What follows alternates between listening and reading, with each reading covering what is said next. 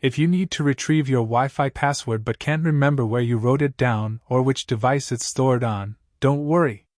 You can easily find it using Command Prompt on a Windows computer. Go to your search bar and search for CMD and click Enter.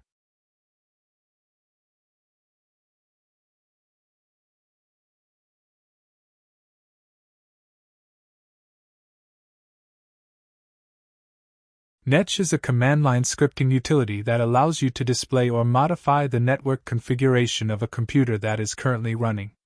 Netch commands can be run by typing commands at the Netch shell and be used in batch files or scripts. Type command netch land show profile and enter.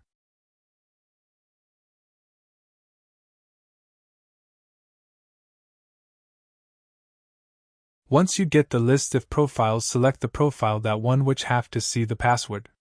Then type netch land show profile name equals your profile name, and key equals clear.